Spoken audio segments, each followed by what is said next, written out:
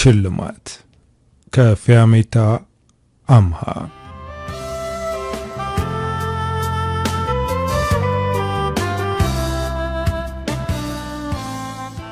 ፈገግታዋ ልቡን እየሰነጠቀው ነው።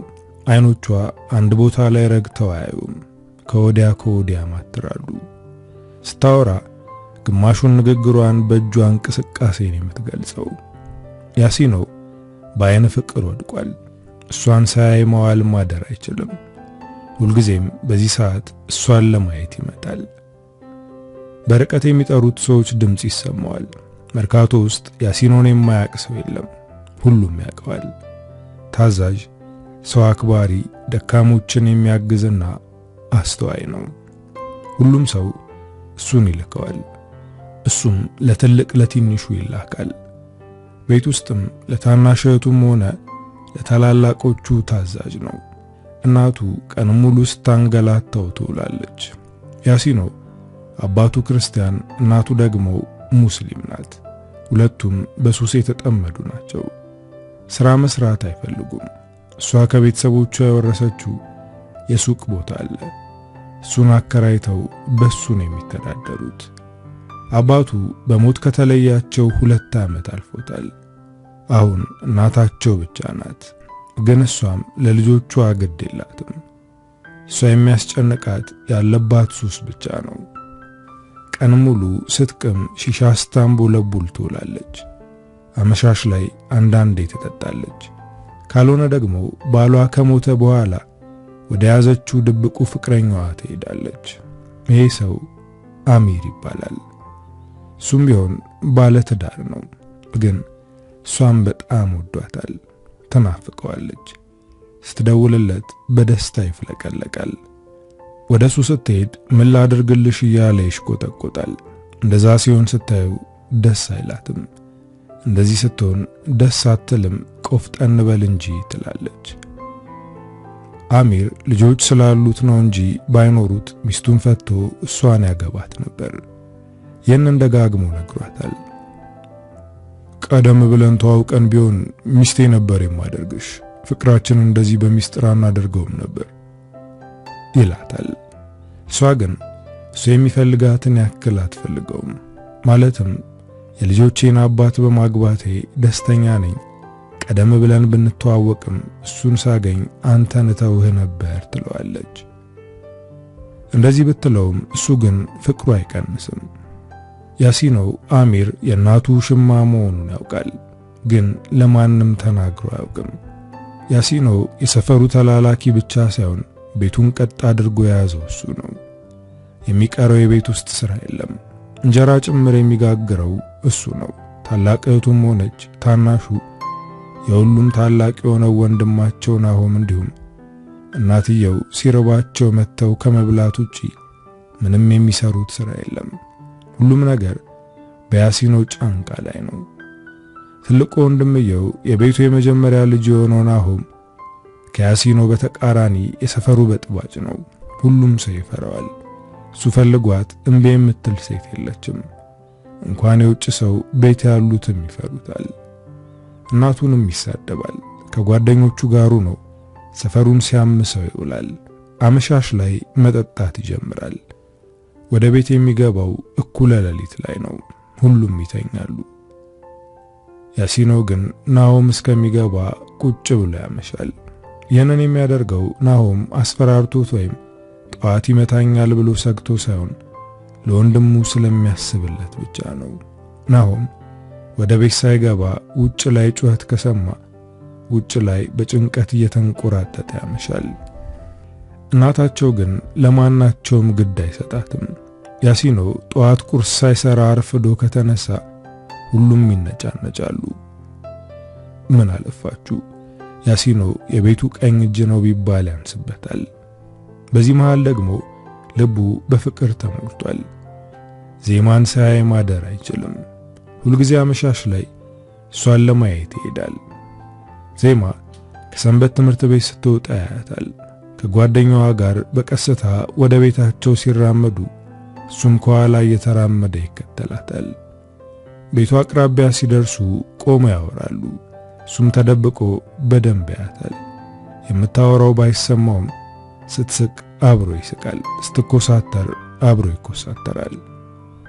እጇን ስታወናጭፍ አብሮ ያወናጭፋል። ከጓደኛዋ ጋር ተቃቅፈው ይሰነባበታሉ። ወደ ቤት ስትገባ ለጓደኛዋ እጇን አወናጭፋ ቻው ብላ ትገባለች። ያሲኖ እሷ ባታየውም እጁን አወናጭፎ ተሰናብቷት ወደ ቤቱ ይመለሳል። ዛሬም እንደተለመደው ተደብቆ እያዩ ያለ በርቀት ናሆምና ጓደኞቹ እያዩት ነበር። ናሆም አንድም ቀን ለያሲኖ ትኩረት ሰጥቶት አያውቅም። እንደውም አልፎ አልፎ ይመተዋል። መንገድ ላይ ሲገናኙ እንደማይተዋወቅ ሰው በዝምታ ነው የሚተላለፉት። ዛሬ ግን ናሆም ወንድሙ ተደብቆ የሚያየውን ነገር ማየት ፈለገ። ወደ ሌላ አቅጣጫ በመሄድ ናሆም የሚያየውን ነገር ማየት ጀመረ። ነጠላ የለበሱትን 2 ሴቶች ነው። እነዚህ ሴቶች እነማን ናቸው? የአመዳም ልጅ ከነዚህ ሴቶች ምን ፈልጎ ነው አለ። አብሮት የሚያዩ ጓደኛው ከዚህ በፊትም እዚህ ተደብቆ ያየ እንደተመለከተው ለናሆም ተናገረ። ናሆም ትንሽ ቆም ብሎ ካየ በኋላ መንገዱን ቀጠለ። ያሲኖ በድብቅ እጁን ለዜማ አወናጭፎ ወደ ቤቱ ተመለሰ። ያሲኖ ከዜማ ፍቅር እንደያዘው ከራሱ ውጪ ማንም አያውቅም።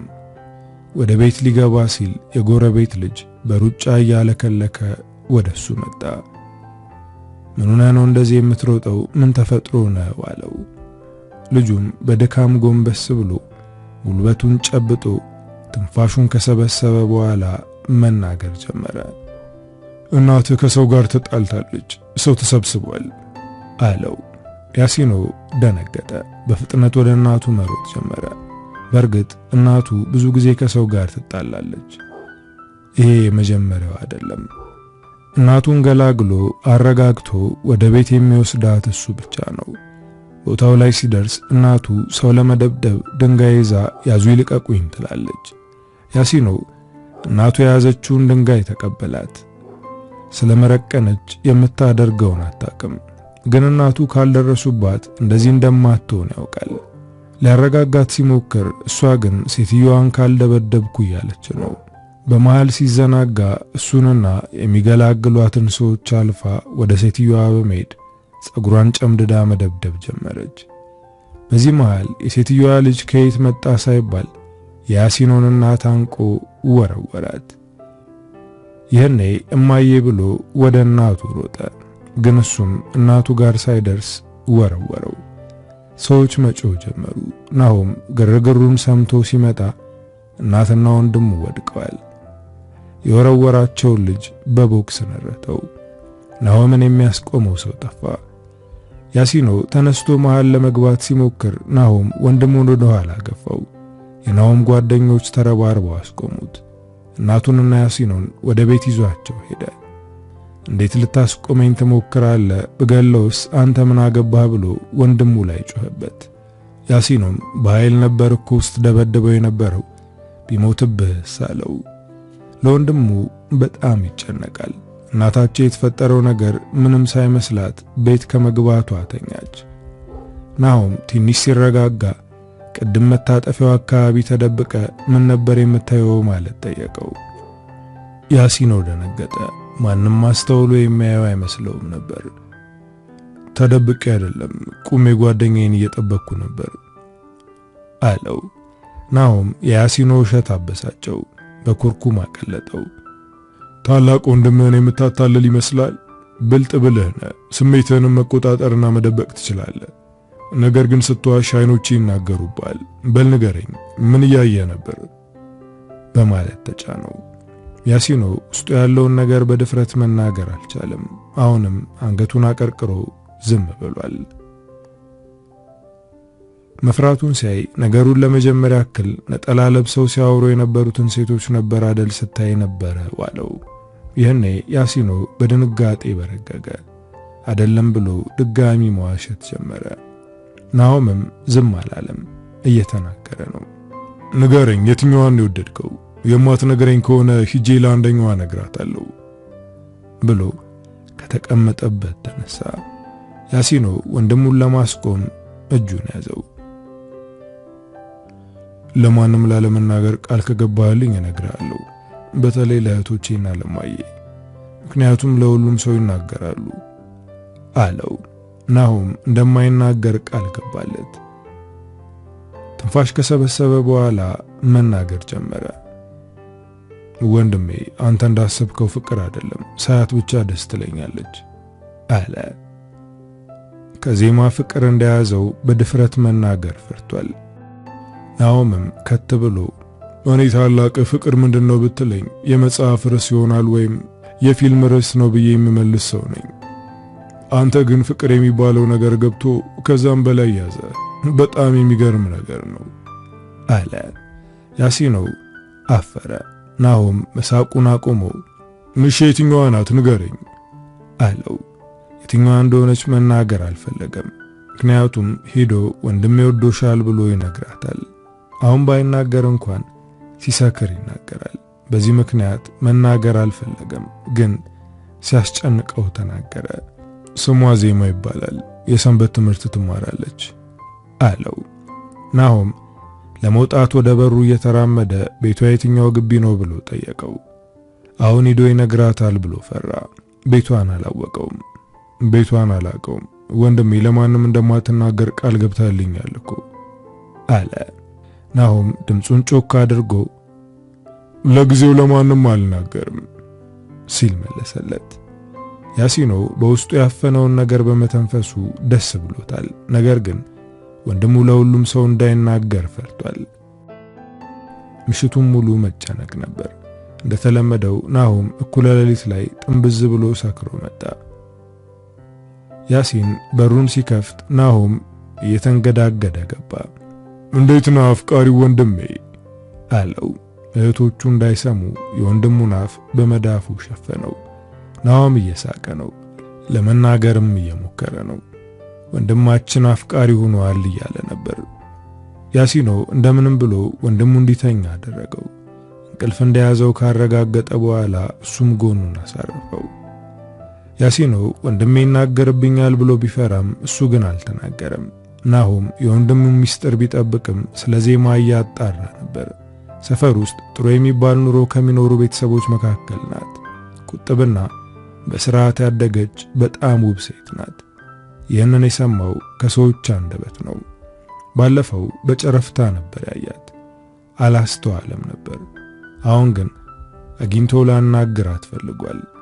የሰንበት ትምህርት ጨርሳ ስትወጣ እንዳያገኛት በዛ ሰዓት ያሲኖ ተደብቆ የሚያይበት ሰዓት ነው።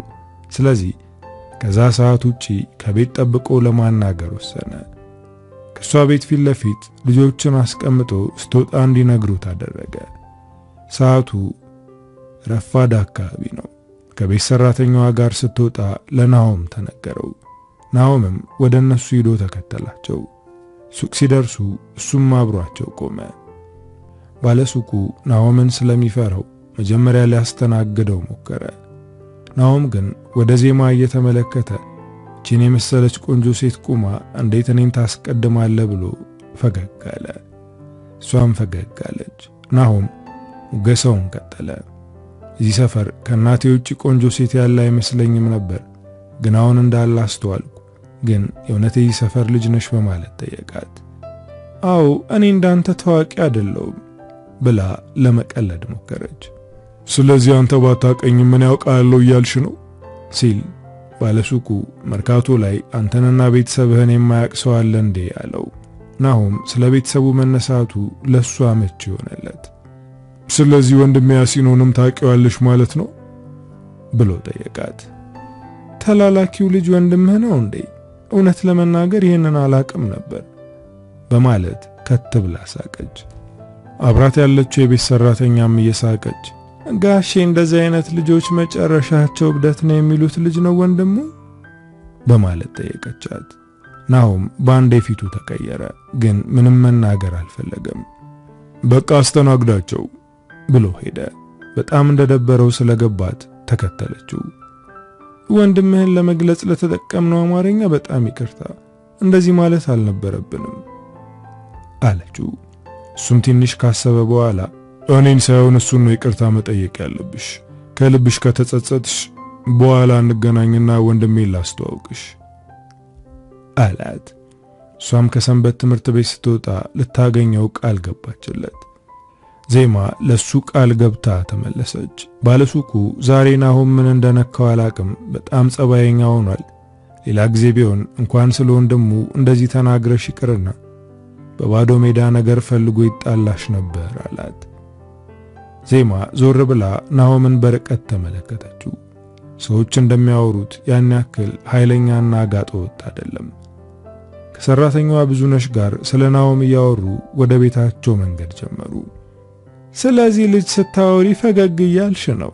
ዜማዬ ተጠንቀቂ፣ ፍቅር እንዳይዝሽ፣ እጮኛ እንዳለሽ አትርሺ አለቻት። ዜማ ስለዚህ ነገር ሲነሳ ፈገግታዋ ይደበዘዛል። እባክሽ ብዙዬ ይህንን ነገር አታስታውሽኝ አለቻት። ዜማ የቤቱ ብቸኛና ብርቅዬ ልጅ ናት። ቤተሰቦቿ እንደ ልዕልት ነው የሚያዩት። የወደፊት ሕይወቷን ለማስተካከል የሚችሉትን እያደረጉ ነው። የሷን ፍላጎት ሳይጠይቁ ለአንድ ስልጣን ላለው ሰውዬ ልጅ አጭተዋታል። ይሄ ወጣት ሰለሞን ይባላል። ዜማን ለመጀመሪያ ጊዜ ሳያት ወደዳት። አባቱና አባቷ ስለሚቀራረቡ ወደ እነሱ ቤት ማዘውተር ጀመረ። እሷ ግን አትወደውም። ራስ ወዳድና ጉረኛ ነው ትላለች። በዛ ላይ ስለ ሕይወት እኔ የማውቀውን እንኳን አያውቅም አለች። አባቷ እሷን ሳይጠይቅ ለሱ እንድትታጭ አደረጋት። አባቷን ስለምትፈራው መቃወም አልቻለችም። ለአባቷ ስትል ለማግባት ተዘጋጅታለች። ነገር ግን ሁልጊዜም ማታ ለመተኛት ወደ ክፍሏ ገብታ የምትጸልየው ከዚህ ነገር የሚያስጥላት ጀግና ልዑል ፈጣሪ እንዲልክላት ነው። ጓደኛዋ ብሌን ሁልጊዜም የምትላት አንድ ነገር አለ። አንቺ ወደ ፈጣሪ ጸልይ፣ እሱ በጎ የሆነውን ያደርጋል ትላታለች። ከብሌን ውጪ ሌላ ጓደኛ የላትም። ሁሉንም ነገር የምታማክራት ለሷ ብቻ ነው። በእርግጥ ሰራተኛዋ ብዙነሽ እንደ ብሌን ባይሆንም አብዛኛውን ነገር ታውቃለች። ዜማ እናትና አባቷን ትፈራቸዋለች። ከነሱ ቃል መተላለፍ ትፈራለች። ናሆም ያሲኖን በጥብቅ ታስፈልገኛለህ ብሎ ዜማ ከሰንበት በምትወጣበት ሰዓት ይዞት ሄደ። ያሲኖ ዛሬ ዜማን ሳላያት ላድር ነው ብሎ ጨንቆት ነበር። ወንድሜ ነገ ወይም ሌላ ጊዜ መሆን የሚችል ነገር አይደለም፣ በዚህ ሰዓት ነው የማደርገው ነገር ነበር እኮ አለ ያሲኖ በመሰላቸት። በዚህ ሰዓት የማደርገው ነገር አለ ያለው ተደብቆ ዜማን ለማየት እንደሆነ ገብቶታል። ብዙም አንቆይም፣ ቶሎ ትመለሳለህ ብሎ ይዞት ሄደ። ያሲኖ ያልጠበቀው ነገር ነበር የገጠመው። ዜማ ቁማ እየጠበቀቻቸው ነበር። በጣም ስለደነገጠ ወደ ኋላ ተመልሶ ሊሮጥ ሲሞክር ናሆም ያዘው። ያሲኖ በድፍረት እሷ ፊት መቆም ይከብደዋል። ላንተ መናገሬ ስህተት ነበር፣ እንዴት እንደዚህ ታደርጋለህ ብሎ አንሾካሾከ። ናሆም ዜማን ሰላም አላት። ዜማ ናሆምን ሰላም ካለች በኋላ እጇን ለያሲኖ ዘረጋች። እሱ ግን በጣም ስለፈራ እጇን መጨበጥ አልቻለም። ነካ አድርጎ ሰላም እያለችህ እኮ ነው አለው። ያሲኖ በድንጋጤ እጇን ጨበጣት። ወንድሜ በጣም ታዛዥና በሰዎች ተወዳጅ ነው፣ እንደኔ ኃይለኛና ጋጥ ወጥ አይደለም አለ። ያሲኖ ቀና ብሎ ወንድሙን ተመለከተ። ናሆም እንደዚህ አይነት ነገር ሲናገር ሰምቶት አያውቅም። ዛሬ ጥሩ ለመሆን እየሞከረ ነው። አሁን ሁለታችሁንም ቺፕስ ልጋብዛችሁ አላቸው። ዜማ ከነሱ ጋር የምትራመደው በፍርሃት ነው። ሰዎች አይተዋት ለአባቷ ከነገሩት ከባድ ሁኔታ ውስጥ ትገባለች። ናሆም ከፊት ለፊት እየተራመደ ነው፣ እነሱ ደግሞ ከኋላ ናቸው። ያሲኖ ከዜማ ጎን መሆኑን እስካሁን አላመነም። ቺፕስ ያለበት ትንሽ ራቅ ስለሚል እኔ ይዤ እመጣለሁ እናንተ እዚህ ጠብቁኝ ብሎ ትቷቸው ሄደ። ሁለቱ ጎን ለጎን ቆሙ።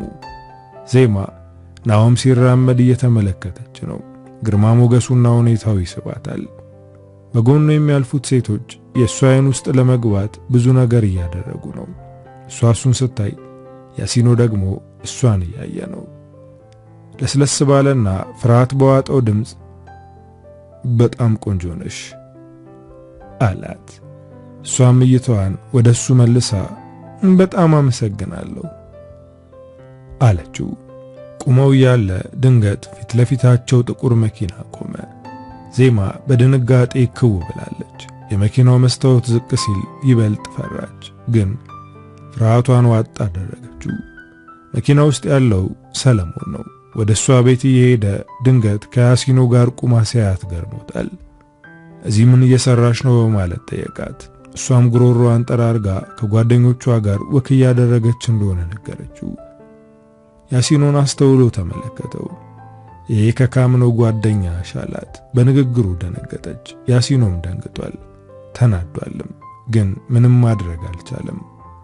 ቤት ጠብቀኝ እመጣለሁ አለችው። ሰለሞን ግን አልሄደም። ከመኪናው ወረደ።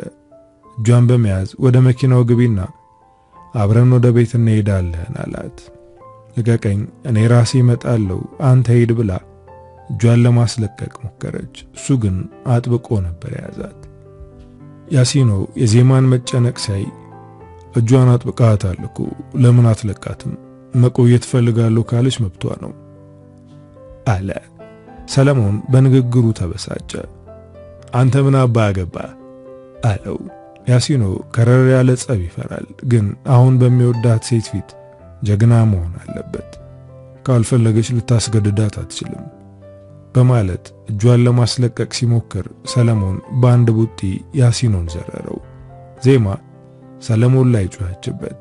እንዴት እንደዚህ ታደርጋለህ እያለች ነው። በርቀት የተመለከቱ ሰዎች ደንግጠዋል። ናሆም ከመጣ የዚህን ሰውዬ ደም ያፈሰዋል አሉ። ያሲኖም ከመመታቱ በላይ ናሆም ተመልሶ እንዳይመጣ ፈርቷል። በሌላ በኩል ደግሞ በሰለሞን መመታቱ አበሳጭቶታል። ዜማ ደካማ እንደሆነ እንድታስብ አይፈልግም። ከወደቀበት ተነስቶ ለመማታት ተፍጨረጨረ። ሰለሞን በአንድ እጁ አነቀው። ዜማ ልቀቀው እያለች እየጮኸች ነው። ሰለሞንም እንድለቀው ከፈለግሽ ወደ መኪናው ግቢ ብሎ አዘዛት። እሷም ያሲኖ እንዳይጎዳ በማሰብ ሩጣ መኪና ውስጥ ገባች። እሱም መሬት ላይ ወርውሮት እሷን ተከትሎ ወደ መኪናው ገባ። እነሱ ከመሄዳቸው ናሆም ቺፕስ ይዞ መጣ። ሲመጣ ሰዎች ተሰብስበው ያሲኖን አይዞ እያሉት ነበር።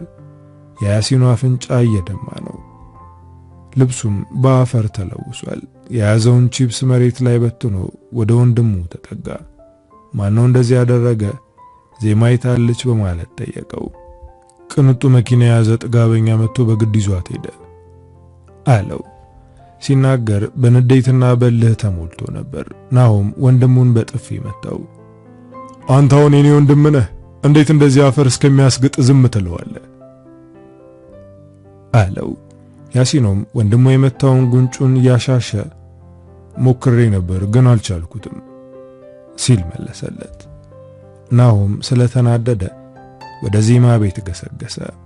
ያሲኖ ከኋላ እየተከተለ እባክህ ቁም፣ ለራስህ እንኳን ባታስብ ለዜማ አስብላት፣ አሁን ቤት ድረስ ችግር ከፈጠርክ ድጋሚ ከቤት እንዳትወጣን የሚያደርጓት አለው። ያሲኖ እንደምንም ብሎ ወንድሙን አስቆመው። በቃ የሆነው ሆኗል። ነገሮችን አክብደን የምናያቸው ከሆነ ከቁጥጥር ውጭ ይሆናሉ። ስለዚህ አክብደን ማየት የለብንም። ትንፋሽን ሰብስብና ለመረጋጋት ሞክር ሲለው ናሆምም ወንድሙ እንዳለው ትንፋሹን ሰብስቦ ለመረጋጋት ሞከረ። ዜማና ሰለሞን ወደ ግቢ ከገቡ በኋላ ከመኪናው ሳይወርዱ መነጋገር ጀመሩ። ይህንን ነገር ለቤተሰቦች ስትናገራለሽ ወይስ እኔ ልንገራቸው? በማለት በቁጣ ተናገረ። እሷም ብትሆን ተናዳ ስለነበር በብስጭት ነበር የምትናገረው። ቆይ ጓደኛ እንዳይኖረኝ ነው እንዴ የምትፈልገው? በዚህ ሁኔታ እንዴት ነው ባልና ሚስቱ ነን የምንቀጥለው? በማለት ተናገረችው። ሁለቱም የተሰማቸውን እየተናገሩ ነው። የተከበሩ ሰዎች ልጅ እኮ ነሽ።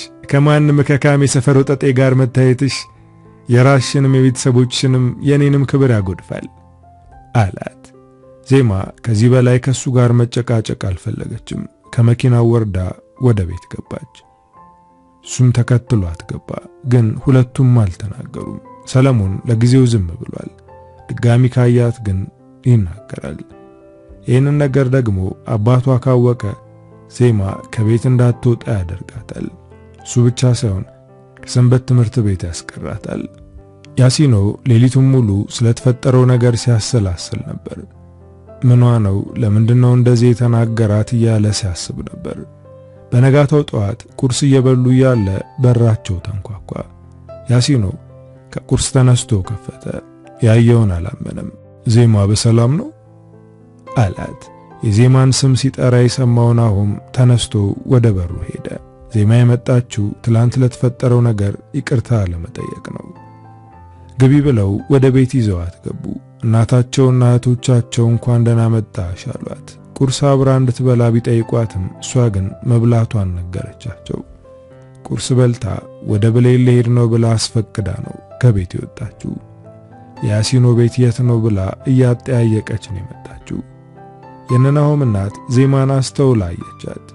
የማነሽ ቆንጆ እዚህ ሰፈር ነሽ በማለት ጠየቀቻት። ዜማም ፈገግ ብላ ያቶ አያሌው ልጅ ነኝ አለቻት። የናሆም እናት ፈገግ ለማለት እየሞከረች ለባለስልጣን ልጅ የታጨሹ ልጃቸው ነሽ ወይስ ሌላ ሴት ልጅ አላቸው አለቻት። ያኔ ያሲኖና ናሆም ተያዩ። የትላንትናው ጉረኛ ወጣት እጮኛዋ እንደሆነ ገባቸው። የቤቱ ሴት ልጅ እኔ ብቻ ነኝ በማለት መለሰችላት። የነናሆም እናት ማውራቷን አላቆመችም። ስለ ዜማ አባት እያወራች ነው።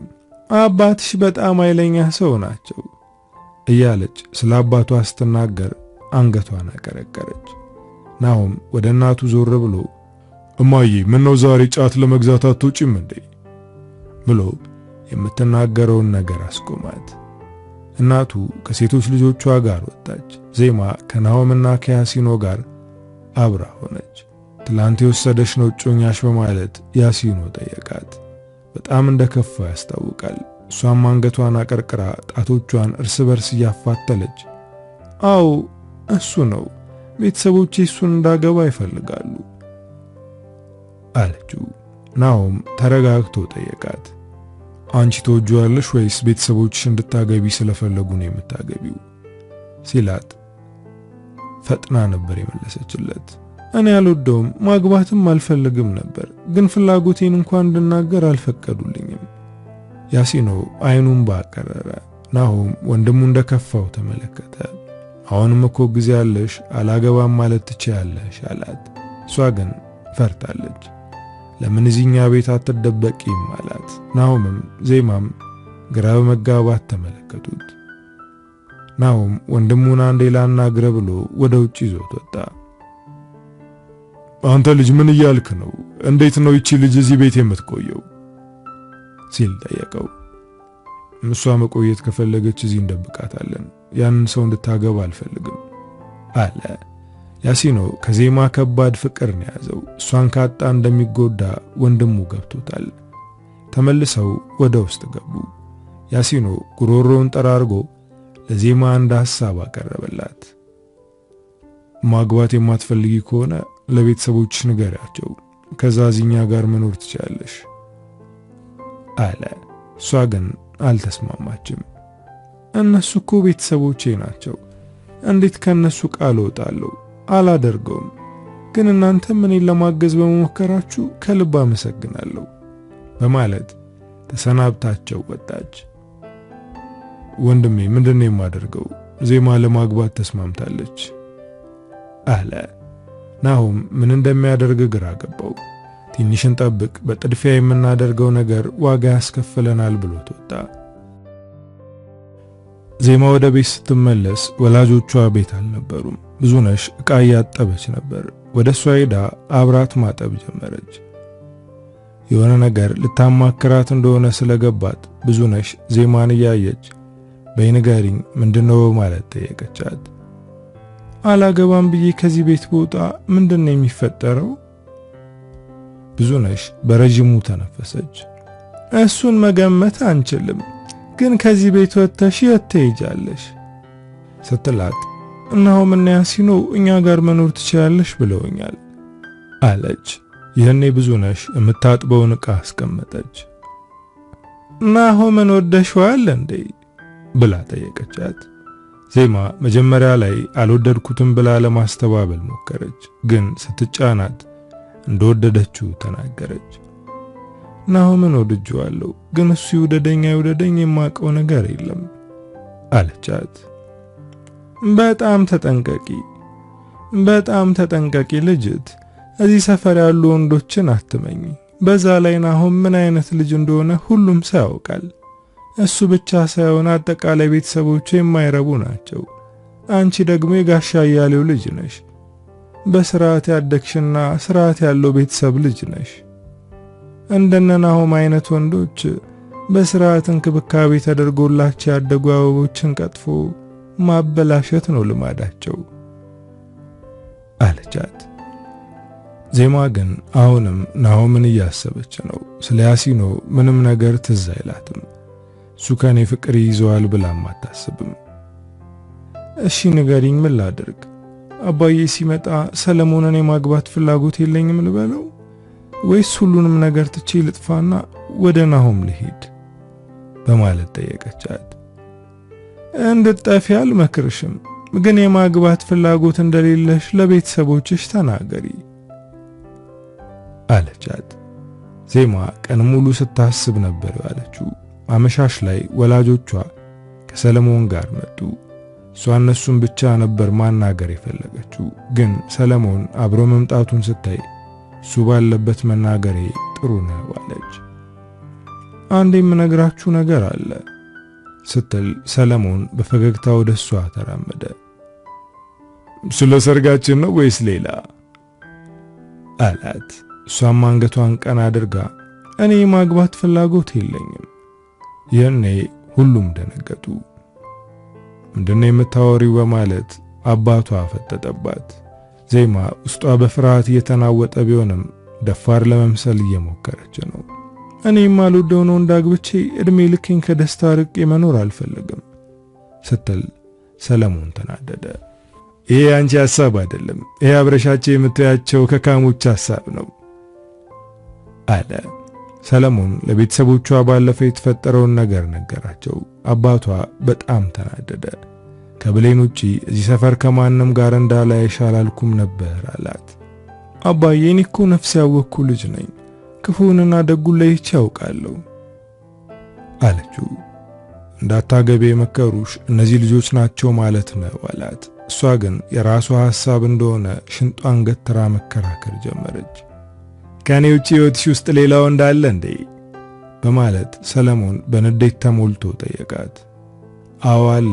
ናሆምን ካንተ በተሻለ ሁኔታ ወድጄዋለሁ ብትለው ደስ ይላት ነበር፣ ግን ያንን ለመናገር ድፍረት አልነበራትም። ማንም የለም፣ ግን አንተን አልወድህም፣ ላገባህ አልፈልግም አለችው። ሰለሞን በጣም ተናዶ ስለነበር እጁን ሰነዘረባት። በጥፊ ሲመታት ሁሉም ደንግጠዋል። አባዬ እኔ እኮ ልጅህ ነኝ፣ በጥፊ ሲመታኝ እንዴት ዝም ትላለህ አለችው። እጮኛሽ ነው፣ ስታጠፊ ከጥፋትሽ እንድትመለሽ የማድረግ መብት አለው ሲላት እያለቀሰች ወደ ክፍሏ ገባች። አባቷ እሷ ከገባች በኋላ ወደ ሰለሞን በመጠጋት ድጋሚ ልጄ ላይ እጅህን ካነሳ ከኔ ጋር ነው የምትጣለው ብሎ አስጠነቀቀው። ዜማ ክፍሏ ገብታ ምን ማድረግ እንዳለባት እያሰበች ነው። ከዚህ ቤት ወጥታ ወደ ናሆም መሄድ ትፈልጋለች፣ ግን እነሱንም ከባድ ነገር ውስጥ አስገባቸዋለሁ ብላ ፈርታለች። እዚህ ከቆየች ደግሞ ሰለሞንን ያጋቧታል። እሱን ካገባች መቼም ደስተኛ አትሆንም። ናሆም ከጓደኞቹ ጋር ሰፈሩን እያመሰ ነው። ለነሱ የንቀት ዓይን ካሳዩት ይደበድባቸዋል፣ ሰዎችንም ያስፈራራል። ይህንን ሲያደርግ ቆይቶ ለመጠጣት ወደ ግሮሰሪ ገባ። ከጓደኞቹ ጋር እየጠጣ እንደተለመደው ለመጫወት እየሞከረ ነው። ግን ሐሳቡ ያለው ዜማና ያሲኖ ላይ ነው። ወንድሙን ከዜማ ጋር እንዴት ማጣመር እንዳለበት እያሰላሰለ ነው። ወንድሙ ሴቶች የሚወዱት አይነት ወንድ እንዳልሆነ ብዙዎች ሲያወሩ ሰምቷል። ስለዚህ ዜማም ትኩረት ልትሰጠው አትችልም። ወንድሜ ብዙ ነገር ማስተካከል አለበት አለ። ይህንን እያሰበ ያለ ያሲኖ በሩጫ እያለከለከ መጣ። ናሆም ደንግጦ ምን ሆነህ ነው አለው። ዜማ ልብሷን ይዛ መጣለች፣ ከኛ ጋር ልትኖር ነው አለው። ናሆም ደነገጠ። ከባድ ነገር እንደሚፈጠር ውስጡ እየነገረው ነው፣ ግን ምንም ማድረግ አይችልም። መጠጡን አቋርጦ ከወንድሙ ጋር ወደ ቤት ሄደ። ዜማ ናሆምን ስታየው ደስ አላት። ማግባት እንደማልፈልግ ነገራቸው መጣው አለችው። ግን ወደዚህ መምጣትሽ አግባብ አለው ብለሽ ታስቢያለሽ ሲል ጠየቃት። ያሲኖ በወንድሙ ንግግር እንዳትከፋ ብሎ ወንድሜ ከቤተሰቦች ጋር መጣላት ስላስጨነቀው ነው ይሄንን የጠየቀሽ አላት። ምን ማድረግ እንዳለብኝ ስለማላውቅ ነው ወደዚህ የመጣሁት። እናንተንም ማስቸገር አልፈለኩም ነበር፣ ግን ችግር የለውም ብሌን ጋር መሄድ እችላለሁ ብላ ሻንጣዋን ስታነሳ ያሲኖ ወንድሙን ባይኑ እንዲያስቆማት ምልክት ሰጠው። ናሆም ለወንድሙ ሲል ዜማ እንድትቆይ ያደረጋት።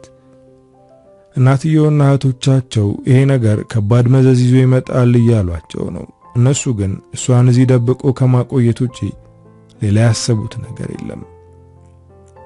የናሆም እናት ጫቷን እያኘከች ወደ ዜማ ተጠጋች። እጆቿን በመያዝ የኔ ቆንጆ አባትሽ አንቺ ላይ የሚያደርገው ነገር ትክክል አይደለም፣ ግን ደግሞ አሁን አንቺ ያደረግሽው ነገር ትክክል አይመስለኝም። ምንም ቢሆን ቤተሰቦችሽ ናቸው፣ ላንቺ ክፉ ነገር አያደርጉም። የሚያደርጉት ነገር ላንቺ ወደፊት ህይወት ነው አለቻት። ያሲኖ በእናቱ ንግግር ተበሳጨ። እማዬ ልጅቷን አታስጨንቂያት፣ በቃ እዚህ ነው የምትቆየው አለ። የዜማ አይኖች ናሆም ላይ ናቸው። ያንን ደግሞ የናሆም እናት እያየች ነው። ልጆቿ የነገሯት ያሲኖ ከሷ ፍቅር እንደያዘው ነው። አሁን የሷ አይኖች ላይ የምታየው ደግሞ ናሆምን እንደምትወደው ነው። ምንም የማረባ እናት በሆንም የልጆቼ ነገር ያስጨንቀኛል። ልጆቼ ምንም ነገር እንዲነካቸው አልፈልግም። እሱ ብቻ ሳይሆን በመካከላቸው ገብቶ ሊለያያቸው የሚሞክር ሰው ካለ ከኔ ጋር ነው ጸቡ አለቻት። ናሆም ፈገግ አለ። ምክንያቱም እናቱን ያውቃታል።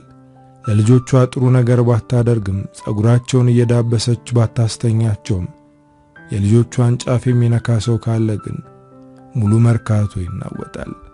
ያ ሰው ከዛ ሰፈር ለቆ ካልወጣ መወለዱን እስኪጠላ ነው የምታደርገው። እነሱም ቢሆኑ እናታቸው ስለምትቅምና ብዙ ሱሶች ስላሉባት እንዲሁም ለቤቷና ለልጆቿ ግድ ስለማይሰጣት ይበሳጩባታል። አንዳንዴ ሰው ፊት ያመናጭቋታል። ነገር ግን ስለሷ አንድ ሰው መጥፎ ነገር ሲያወራ ከሰሙ ያ ሰው ያልቅለታል። ከሰው ጋር ተጣልታ ካዩ ሩጠው ከፊት ይቆሙላታል። ሴቶቹም ወንዶቹም ልጆቿ ለሷ ይሞታሉ። ከውጭ ነው ለሚያያቸው እርስ በርስ የማይዋደዱ ይመስላሉ፣ ግን አንዳቸው ለአንዳቸው መከታ ይሆናሉ። አሁንም እናታቸው በዜማ ምክንያት መጥፎ ነገር እንዳይፈጠር ስለፈራች ነው ዜማን እያስጠነቀቀቻት ያለችው። በዚህ መሃል በሩ ተንኳኳ። ዜማ ደነገጠች። አባቴን የሚሆነ አለች። ወደ ጓዳ ይዛችኋት ግቡ፣ ሌላውን ለኔ ተውት አለች። ናሆምና ያሲኖ ዜማን ይዘው ወደ ጓዳ ገቡ። እናታቸው ከሴት ልጆቿ ጋር ሆና በሩን ከፈተችው። ዜማ እንዳለችው አባቷ ሰለሞንን አስከትሎ ቆሟል። ሁለቱም በጣም እንደተናደዱ ከፊታቸው ያስታውቃል። ልጄ የት ናት በማለት ጠየቃት። እሷም ጫቷን እያመነጀከች ያንተ ልጅ እዚህ ምን ትሰራለች? ቦታ የተሳሳትክ ይመስለኛል አለችው። እነዛ የሰፈሩ ጠጤ ጋጥ ወጥ ልጆችሽ ልጄን አስኮብልለዋል። ሌላ ነገር ሳይመጣ ልጄን ወደ ቤቷ አይመልሱ አለ። በጣም ተናደደች። እሷ ፊት ለፊት ቆሞ ልጆቿን ጋጥ ወጥ ማለቱ አናዷታል፣ ግን ራሷን ተቆጣጠረች። ሰለሞን ቤት ውስጥ ልትሆን ትችላለች ብሎ ለመግባት ሲሞክር ወደ ኋላ ገፋችው። ማንም ሰው ያለኔ ፍቃድ ቤቴ የመግባት መብት የለውም። ስለዚህ ሳትዋረዱ ከዚህ ጥፉ አለች። ሰለሞን ከባድ ነገሮችን መናገር ጀመረ። ዜማ ላንቺ ልጆች የምትመጥን ሴት አይደለችም። እነዛ ከካም የሆኑ ልጆችሽ አቅማቸውን እንዲያውቁ ንገሪያቸው አለ። ካንተ በላይ የኔ ልጆች የተሻሉ ስለሆኑ መስሎኝ ልጃችሁ ልጆቼን የምትፈልጋቸው አለችው። የዜማ አባትና ሰለሞን ልጃችን ካልተመለሰች ካንቺ ልጆች ላይ አንወርድም ብለው ሄዱ። ለጊዜው ብታባረራቸውም የዚህ ነገር መጨረሻ ጥሩ እንደማይሆን ውስጧ እየነገራት ነው። ዜማ ከነሱ ጋር መዋል ማደሯን ቀጠለች። በዚህ መሃል ብዙ ነገሮች መያያዝና መወሳሰብ ጀመሩ። ያሲኖ የዜማ ፍቅር ከቀን ወደ ቀን እየጨመረበት ነው። ዜማ ደግሞ ናሆምን እንዳፈቀረችው አረጋገጠች። ሌላውና ከባዱ ናሆም ለዜማ ለየት ያለ ስሜት እየተሰማው መሆኑ ነው። ይህንን ሁሉ ያስተዋለችው እናታቸው ብቻ ናት። ናሆም የሚሰማውን ስሜት ወደ ጎን አድርጎ ለወንድሙ ነገሮችን እያመቻቸ ነው። ሁሉም ከቤት ወጥተው ያሲኖና ዜማ ብቻ ቤት ውስጥ ነበሩ። ያሲኖ ትንፋሽ ከሰበሰበ በኋላ አንድ የምነግርሽ ነገር አለኝ አላት። እሷም በጭንቀት እየተቁነጠነጠች እኔም የምነግርህ ነገር አለ፣ ግን መጀመሪያ አንተ ተናገር አለችው። እሱ ግን እሷ ቀድማ እንድትነግረው ፈለገ። በውስጡ ብዙ እያሰበ ነው። ምናልባት የኔ ልብ ውስጥ ያለውን ነገር እሷም ላይ ይኖራል፣ ወደዷን ልትነግረኝ ይሆናል እያለ ነው። አንቺ ተናገሪ፣ የኔ የሚያስቸኩል ነገር አይደለም፣ ንገሪኝ አላት። እሷም ለመናገር ትንፋሽ ሳበች። ፍቅር ይዞኛል አለችው። የያሲኖ ልብ ፍጥነቱን ጨመረ። በዝምታ እየተመለከታት ነው። እሱን ከማወቄ በፊት ስለሱ ብዙ ሰምቻለሁ። ጋጠወጥ፣ ጉልበተኛና ለሰው ግድ የሌለው ነው ሲባል ሰምቼ ነበር። ግን አሁን ካየሁት በኋላ ትክክለኛው ባህሪው ለሰዎች የሚያሳየው እንዳልሆነ ተረድቻለሁ። ያሲኖ ከወንድም ጥልቅ የሆነ ፍቅር ይዞኛል አለችው። ምን መናገር እንዳለበት አላወቀም። በዝምታ ደርቆ ተቀምጧል። ለሱ ፍቅሯን የምትገልጽለት መስሎት ነበር። ነገር ግን እሷ ለናሆም ያላትን ፍቅር ነው የገለጸችው። ለዚህ ነገር ምን አይነት ምላሽ እንደሚሰጣት አያውቅም። ምን ነው ዝም አልክ? የሆነ ነገር በለኝ እንጂ። ይህንን ነገር እንዴት ነው ለወንድምህ የምነግረው አለችው። እሱም ራሱን ካረጋጋ በኋላ ያልጠበቅኩት ነገር ሆኖብኝ ነው ዝም ያልኩት አላት። ዜማ ከተቀመጠችበት ተነስታ እየተንቆራጠጠች ስለ ወንድምህ ጸባይ የምታውቀው አንተ ብቻ ነህ። ምን ማድረግ እንዳለብኝ እንድትነግረኝ እፈልጋለሁ አለችው። አሁን አትንገሪው፣ መጀመሪያ ለወንድሜ ጫፍ ጫፉን እኔ ልንገረው። ይህንን ነገር እንዲያስብበት ካደረግኩ በኋላ አንቺ ትነግሪዋለሽ አላት። እሷም በያሲኖ ተማምና እሺ አለች። ያሲኖ የሰማውን ነገር መሸከም አቅቶታል። ከቤት ወጥቶ ነገሩን እያብላላ በቀስታ መራመድ ጀመረ። እንባም እየተናነቀው ነው። ይህንን ነገር ለናሆም መናገር ይኑርበት አይኑርበት ምንም የሚያውቀው ነገር የለም። ናሆም ወዳለበት ግሮሰሪ ሄደ። እንደተለመደው ከጓደኞቹ ጋር ቁጭ ብሎ እየጠጣ አገኘው። የያሲኖን መምጣት ያየው ናሆም ደነገጠ። ደግሞ ምን ተፈጥሮ ነው እዚህ የመጣው ማለት ጠየቀው። ያሲኖ ወንበር ስቦ ተቀመጠ። የወንድሙን ብርጭቆ አንስቶ ተጎነጨ። መጠጥ የቀመሰው ለመጀመሪያ ጊዜ ነበር። የናሆም ጓደኞች በመገረም እየተመለከቱት ነው። ናሆም ግን ወንድሙ ምን እንደሆነ ስላልገባው ደንግጧል። ላንተ የሚሆን ነገር አይደለም፣ ተነስ ወደ ውጭ ወተን እናውራ አለው። ያሲኖ ግን ለመውጣት አልፈለገም። በቃ መጠጣት ፈልጋለሁ ብሎ ድርቅ አለ። ናሆም ግን እንዲጠጣ አልፈቀደለትም። ተነስ ብሎ ተቆጣው። ወንድማማቾቹ መጣላት ጀመሩ። ያሲን ወንድሙ ላይ ሲያፈጥበት ለመጀመሪያ ጊዜ ነው። በቃ እስካሁን ይዤ የመጣሁትን ጸባይ አልፈልገውም፣ አዲስ ሰው መሆን እፈልጋለሁ አለ። ናሆም ወንድሙ እንዲቀየርና አዲስ ጸባይ እንዲኖረው ይፈልጋል፣ ግን በዚህ መንገድ አይደለም። እንደሱ ጠጪና ተደባዳቢ እንዲሆን አይፈልግም። እጁን እየጎተተ ከግሮሰሪው ይዞት ወጣ። መለወጥ መፈለገ ጥሩ ነው እያለ በመጠጥ እንድትቀየር አልፈልግም። የኔን ፈለግ ተከትለ እንድታብድ አልፈልግም። አንተ እኮ ለየት ያልክ ልጅ ነህ። አሁን ካለ ጸባይ ትንሽ ነው የምታስተካክለው አለው። ያሲኖ አሁንም በወንድሙ ተናደደ። በህይወቴ ጣልቃ አትግባ፣ ማስተካከል ያለብኝን ነገር ራሴ አስተካክላለሁ አለው። ያሲኖን ንዴትና አጠቃላይ ሁኔታው በጣም የተለየ ነበር። እንደዛ ካልክ ለዛሬ ከኔ ጋር ታመሻለህ ብሎ ከጓደኞቹ ጋር ቀላቀለው። ግን 2 ጠርሙስ እንደጠጣ ራሱን ስቶ ወደቀ።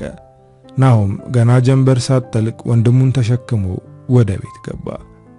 ዜማ ብቻዋን ስለነበረች ደብሯት ተቀምጣ አገኛት። ያሲኖን አስተኝቶ ለመውጣት ነበር እቅዱ። ግን ዜማ ብቻዋን እንደደበራት ሲያይ መውጣት አልቻለም። ከሷ ጋር ተቀመጠ። እሷም ናሆም አብሯት በመሆኑ ደስ ብሏታል። እዚህ በመሆንሽ ግን ደስተኛ ነሽ? ማለት ቤተሰቦችሽን ትተሽ መምጣትሽ አልቆጨሽም? በማለት ጠየቃት። አልቆጨኝም፣ ከስር የተፈቱ አይነት ስሜት ነው የሚሰማኝ አለችው። ይህንን ያወሩ ያለ እናትና አባቷ መጡ። ድንገት ስለመጡ መደበቅ አልቻለችም። ናኦም ከፊት ለፊቷ በመቆም በክብር ሰላም አላቸው። እነሱ ግን በንቀት ነበር የሚያዩት። ልጄ በቃሻል፣ ወደ ቤት ተመለሺ፣ ይሄ አንቺ ቦታ አይደለም አለቻት እናቷ። ዜማ ተረጋግታ ልታስረዳቸው ሞከረች። እኔ እዚህ የመጣሁት እናንተንና ቤቴን ጠልቼ አይደለም፣ ነፃነት ፈልጌ ነው። ከልጅነቴ ጀምሮ እስረኛ ነበርኩ። የእናንተን ስርዓት ላለመስበር ስሞክር ነበር፣ ግን መታሰር ሰለቸኝ። ጭራሽ ደግሞ የወደፊት ህይወቴን እናንተ ወሰናችሁልኝ። እኔ ሰለሞንን አልወደውም፣ የማልወደውን ወንድ ደግሞ አግብቼ መኖር አልፈልግም አለች ሲቃ እየተናነቃት። እና ይህንን ነገር ቤቱንን መነጋገር አንችልም? ልጃችን እኮ ነሽ፣ የማንረዳሽ ይመስልሻል? አላት አባቷ። አዎ አልተረዳችሁኝም በማለት አለቀሰች። ናኦም በዝምታ እያዳመጠ ነበር። እሺ አንቺ የምትፈልጊው ይሆናል፣ ማግባት ካልፈለግሽ የሚያስገድድሽ የለም። ግን ልጄ ወደ ቤት ተመለሺ። አንቺ ከቤት ከወጣሽ ጊዜ ጀምሮ እንቅልፍ ባይኔ አልዞረም አለቻት እናቷ። እውነት ለመናገር እሷም ናፍቀዋታል፣ ግን ደግሞ መሄድ አትፈልግም። ከናኦምና ከቤተሰቦቹ ጋር መሆኗ ተመችቷታል። እማዬ እኔ ሰለሞንን አላገባም፣ እሱን ከማገባ በሞት እመርጣለሁ አለች። አባትና እናት እርስ በርስ ተያዩ። ዜማ ላለማግባት መወሰኗን ሲያዩ እሺ በቃ ወደ ቤት ተመለሺ፣ ጩኝነቱ ይፈርሳል ብለው ለመኗት። ለተወሰነ ቀን እዚህ ልቆይና እመጣለሁ፣ አሁን እናንተ ሄዱ አለቻቸው። የዜማ አባት አንዴ ላናግረ ብሎ ናኦምን ይዞት ወጣ። ልጅ አሁን ላይ ግራ ስለተጋባች ነው እዚህ ያለችው፣ ወደ ራሷ ስትመለስ ወደ ቤቷ ትመጣለች። ግን ጫፏን ብትነካት እስከነ ቤተሰቦቿ አጠፋለሁ በማለት አስፈራራው። ናኦም ምንም ፍርሃት አልተሰማውም። ሌላ ሰው ቢሆን ያጋጨው ነበር፣ ግን የዜማ አባት ስለሆነ ተርፏል። ቤተሰቦቿ ከሄዱ በኋላ ናኦም አንዳንድ ነገሮችን አላት። ቤተሰቦችሽ በጣም አዝነዋል። ከዚህ በኋላ ያለ ፍላጎትሽ እንደማይደሩሽ ነግረውሻል። ስለዚህ ብትመለሺ ጥሩ ይመስለኛል። ይህንን የምልሽ እዚህ መቆየትሽ ረብሾኝ ሳይሆን ከቤተሰቦችሽ መራቅ ስለሌለብሽ ነው አላት። ዜማ በዝምታ ስታሰላስል ቆይታ በቃ ወደ ቤት ልመለስ ብላ አሰበች። በከፋኝ ሰዓት በራችሁን ከፍታችሁ ስለተቀበላችሁኝ በጣም አመሰግናለሁ አለችው። ሁልጊዜም ቢሆን በራችን ላንቺ ክፍት ነው አላት። ናኦም ዜማን የቤቷ በር ድረስ ሸኝቷት ተመለሰ። ዜማ ወደ ቤት ስትገባ እናትና አባቷ በጣም ደስ አላቸው። ቁጭ ብለን እንነጋገር አለቻቸው። እነሱም ያለችውን ሰምተው ለመነጋገር ተቀመጡ። ጋብቻ የምትሉትን ነገር ታቆማላችሁ። እኔ ሰለሞንን አልፈልገውም። ከዚህ በኋላ ለራሴ አለው። እናንተ የኔ ህይወት ውስጥ ፈላጭ ቆራጭ መሆን አትችሉም አለቻቸው። እሺ ግን የሰለሞን አባት የረጅም ዓመት ወዳጄ ነው። እንዴት አድርጌ ነው ይሄንን ነገር የምነግረው አለ። ለሰለሞን እኔ ራሴ እነግረዋለሁ፣ አንተ አትጨነቅ አለችው። አባቷ ግን በጣም ተጨንቋል። ናኦም ወደ ቤት ሲመለስ ያሲኖ የስካሩ ወላፈን በእንቅልፍ አልፎለት ተነስቷል። ናኦም ከመግባቱ የት ነበርክ ዜማ የታለች ብሎ ጠየቀው። ናኦምም ዜማ ወደ ቤቷ እንደሄደች ነገረው። ያሲኖ በንዴት ወንድሙ ላይ መጮህ ጀመረ። እንድትሄድ ያደረግካት አንተ ነህ፣ አውቀህን ያደረግከው ማለት ጮህበት። ናኦም ወንድሙ ስለ ጮህበት አልተማታም። ከቤት ወጥቶ ከጭቅጭቅ አመለጠ። ወደ ጓደኞቹ እየሄደ ያለ እናቱ ወደ ቤት ስትመለስ አገኛት። ዛሬ እንደ ሁልጊዜው አልመረቀነችም።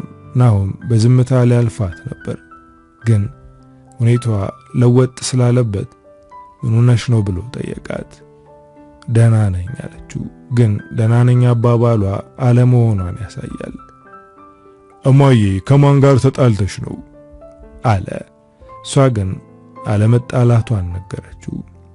እዛ መንገድ ዳር እንደቆሙ እናቱ የሆነችውን እንድትነግረው አጥብቆ ያዛት። እሷ ግን ምንም የሆነችው ነገር አልነበረም።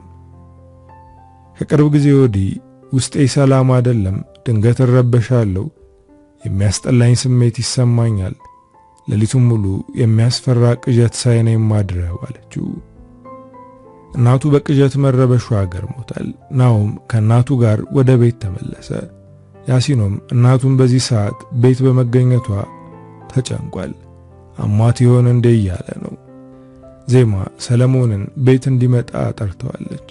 ቤተሰቦቿ ከቤት እንዲወጡ አድርጋ ብቻዋን ልታናግረው ነው ተዘጋጅታ እየጠበቀች ያለችው። ወደ ቤት ሲገባ የጠራችው ለጥሩ ነገር እንዳልሆነ ገብቶታል። ዜማ አንገቷን ቀና አድርጋ ልታገባው እንደማትፈልግና ግንኙነታቸው እንዲቋረጥ ነገረችው። ሰለሞን በጣም ደነገጠ። በውሳኔሽ እንዲጸጽትሽ ነው የማደርግሽ፣ እኔ ላይ እንደዚህ ተረማምደሽብኝ አትቀሪም ብሎ ዝቶባት ወጣ። አሁን እፎ ያለች። የሁሉ የሆነው በናሆምና በያሲኖ ምክንያት ነው። በእነሱ ምክንያት ነፃነቷን አግኝታለች። እነሱ ሞራል ባይሆኗት እድሜ ልኳን ከደስታ ርቃ ትኖር ነበር። ናሆም ከእናቱና ከወንድሙ ጋር ውጭ ቁጭ ብሎ ነበር። ሰለሞን እሳት ለብሶ እሳት ጎርሶ ወደ እነሱ ሲመጣ ተመለከተው። ሰለሞን እየተሳደበ ናሆምን ለማነቅ ተጠጋው። እናቱ መሃል ልትገባ ስትሞክር ወደ ኋላ ገፋት። ናሆም ሰለሞንን በቡጢ ሲመታው ወደ ኋላ ወደቀ። አሁን ከዚህ በላይ ሳልደበድብ ከዚህ ጥፋ ብሎ ዞር ሲል ሰለሞን ከኪሱ ጭቤ አውጥቶ ከኋላው ሊወጋው ሲሞክር ያሲኖ መሃል ገባ። ሰለሞን ለናሆም ያዘጋጀው ስለት ያሲኖ ላይ አረፈ። ሁሉም ሰው ደንግጧል። ሰለሞንም በድንጋጤ እየተንቀጠቀጠ ነው። ናሆም ወንድሙን ደግፎ ወንድሜ እያለው ነው። እናታቸው ደሙን ስታይ አልቻለችም። ፊት ለፊቱ ያገኘችውን ድንጋይ አንስታ የሰለሞን ጭንቅላት ላይ ወረወረችው። ሰለሞን መሬት ላይ ተዘረረ። ያሲኖ ለመሞት እያጣጣረ ነው። ወንድሜ ጠንከር በል አምቡላንስ እየመጣ ነው አለ ናሆም። ከመደንገጡ የተነሳ ሰውነቱ እየተንቀጠቀጠ ነው። ዜማ ታፈቅራለች፣ እኔ እንደምወዳት አትንገራት፣ አንተም እንደምትወዳት አይኖች ላይ አንብቤያለሁ፣ ደስተኛ እንደምታደርጋት ቃል ግባልኝ አለ ያሲኖ ትንፋሹ እየተቆራረጠ። ናሆም በዚህ ሰዓት ስለ እንደዚህ አይነት ነገር አያሳስበውም። ወንድሜ ትንፋሽን አትጨርስ፣ ትድናለህ፣ ዜማ ጋር ደስ የሚል ሕይወት እንደሚኖር ቃል እገባልሃለሁ አለው። ያሲኖ ግን እንደሚሞት ስለታወቀው ዜማ ለናሆም ያላትን ስሜት እየነገረው ነው።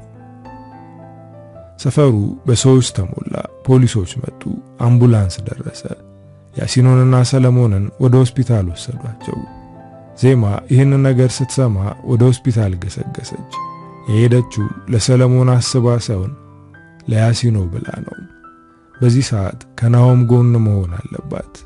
ዜማ ሆስፒታል ስትደርስ ናሆምና ቤተሰቦቹ እየተንቆራጠጡ ነበር። አባቷ ከሷ ጋር ተከትሎ መጥቷል። እሷንና አባቷን ናሆም ሲያይ ተናደደ። ወንድሜ እንደዚህ ሆነው በእናንተ ምክንያት ነው ብሎ ጮኸባቸው። የዜማ አባት ናሆም ልጁ ላይ ሲጮህባት ተበሳጨ።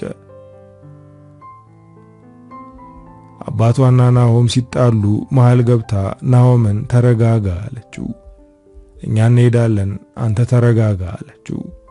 ዜማ አባቷን ይዛ ሰለሞን ወደተኛበት የሆስፒታሉ ክፍል ሄደች። ናሆም ወንድሙ እንዲተርፍለት እየጸለየ ነው። እናቱና እህቶቹም በእንባ አምላካቸውን እየተማጸኑ ነው። ናሆምና ቤተሰቦቹ ብቻ ሳይሆኑ የሰፈሩ ሰው በሙሉ ሆስፒታሉን ሞልቶታል። የሁሉ የመርካቶ ሰው ለያሲኖ ብሎ መጥቷል። ነገር ግን እሱን ማትረፍ አልተቻለም። ያሲኖ ሕይወቱ አለፈ። ይሄ ከባድ መርዶ ነው። ሁሉም ሰው አዝኗል። ግን ናሆም ሐዘን ብቻ ሳይሆን ንዴትና ቁጭት ጭምር አለበት። ሰለሞን ግን በሕይወት አለ። የመትረፍ ዕድል አለው። የናሆም እናት ሰለሞን መትረፉን ስትሰማ የጀመርኩትን መጨረስ አለብኝ ብላ አሰበች። ሰለሞን ስለመታችው መታሰሩ አይቀርም። በዛ ላይ ደግሞ ይሄ ሰውዬ ልጇን ገሎባታል። ከዚህ በኋላ የሚያጓጓ ህይወት አይኖራትም። ስለዚህ በራሷ ህግ ተመርታ ሰለሞን ወደተኛበት ክፍል ሄደች። ሰለሞን አይኑን ገልጧል፣ ግን መናገር አይችልም። ወደሱ ስትጠጋ መጮህ ፈልጓል፣ ግን አልቻለም።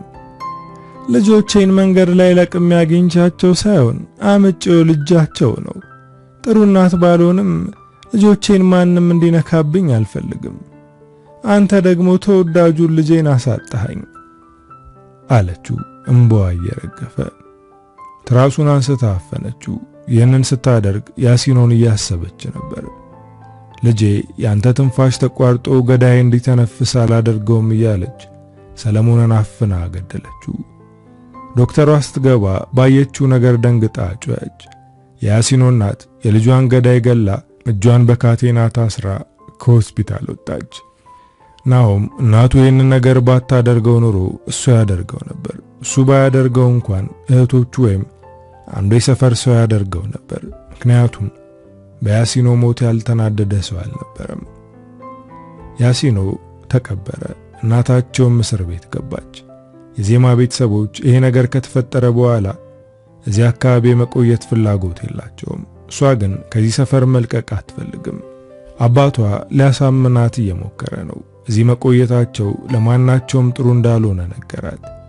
ናሆም ወንድሙ ከተቀበረ በኋላ ነገሮች እንደነበሩት እንዲቀጥሉ አላደረገም። ስራ መስራት ጀምሯል። እህቶቹ እንዲማሩና የተሻለ ኑሮ እንዲኖሩ ስራ መስራት ጀምሯል። የድሮ ጸባዩን ቀይሯል።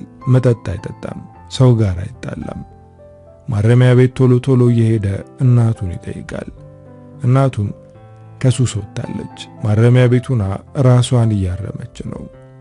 ናሆም ሊጠይቃት ሲመጣ በጣም ደስ ይላታል። ዛሬ ግን ትንሽ ቅር ያላት ትመስላለች። እማዬ የሆንሹ ነገር አለ? እስር ቤት ውስጥ ያደረጉሽ ነገር አለ? ብሎ ጠየቃት። እሷም በረጅሙ ተንፍሳ ልጄ ያሲኖ ስለ ዜማ ቃል ያስገባህን ነገር ረስተኸዋል። ዜማ እኮ ትወድሃለች አለችው። ናሆም ስለዚህ ነገር ማውራት አይፈልግም ነበር፣ ግን እናቱ አፋጠጠችው። እማዬ ዜማ የያሲኖ ዜማ ናት። ከሷ ጋር ሌላ ነገር ሊኖረን አይችልም አለ። እሷ አንተን ትወድሃለች፣ አንተ ደግሞ እሷን ትወዳታለህ። ያሲኖ ያንን ስላስተዋለ ነበር ለመሞት እያጣጣረ ቃል ያስገባህ። ዜማ ያሲኖ እንደሚወዳት አታውቅም። ይህንን ነገር እንዳትነግራት አስጠንቅቆሃል አለችው። ናሆም የእናቱን ምክር ሲሰማ ቆይቶ ወደ ቤት ሲመለስ ዜማ ከእህቶቹ ጋር ቁጭ ብላ እየጠበቀችው ነበር። ሰላም አላት። ዜማ በሐዘን አንገቷን ሰብራ ይቅር እንደማትለኝ አውቃለሁ፣ ግን በጣም እንዳዘንኩና ሁልጊዜም ራሴን ስወቅስ እንደምኖር ወቅልኝ። ይሄ ሁሉ የሆነው በእኔ ምክንያት ነው አለች። ይሄ በማንም ምክንያት አይደለም የሆነው፣ ስለዚህ ራስሽን አትውቀሺ አለ። ዜማ ናሆም ፊት እንደነሳት ስታይ ለመሄድ ከተቀመጠችበት ተነሳች። ይቅርታ ለመጠየቅና ለመሰናበት ነው የመጣሁት። ከቤተሰቦቼ ጋር ከዚህ አካባቢ ርቀን ለመሄድ ወስነናል በማለት እህቶቹን አቅፋ ተሰናበተቻቸው። እሱንም መልካም ዕድል ብላ ወጣች። የናሆም ልብ ተሰብሯል። አትሂጂ ከኔ ጋር ቆይ ማለት ፈልጓል። ነገር ግን ያንን ማድረግ አልቻለም። እሷ ከወጣች በኋላ ተከትሎ እንዲያስቆማትና ስለምወድሽ ጥለሽኝ አትሂጂ እንዲላት እህቶቹ ነገሩት። እነሱ ሞራል ሲሰጡት በፍጥነት ተከተላት። ዜማ ብሎ ሲጠራት በፍጥነት ዞረች። ዜማ ወንድሜ የለም፣ እናቴም የለችም፣ እኔና እህቶቼ ሰው ያስፈልገናል አላት። የደስታ ሲቃ እየተናነቃት ነው። ካንተ ጋር እንድቆይ ትፈልጋለህ ብላ ደጋግማ ጠየቀችው። እሱም እንደሚፈልግ ደጋግሞ ነገራት። ናሆም አሁን ከዜማ ጋር ኑሮ መስርቷል። ዜማ ትልቅ ስጦታው ናት። ከሐዘኑ አጽንተዋለች። ሁልጊዜም ከጎኑ ናታ በረታዋለች። ይህችን ሴት ለሕይወቱ የሸለመው ፈጣሪ ነው። ከፈጣሪ በታች ደግሞ ወንድሙ ያሲኖ ነው። አበቃው። ከፊያሜታ አምሃ።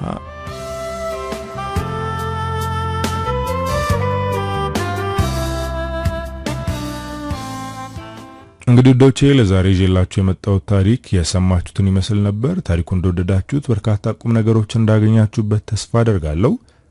በቀጣይ በሌላ ስራ እስክንገናኝ ሀገራችንን ሰላም ያደርግልን። ቻው።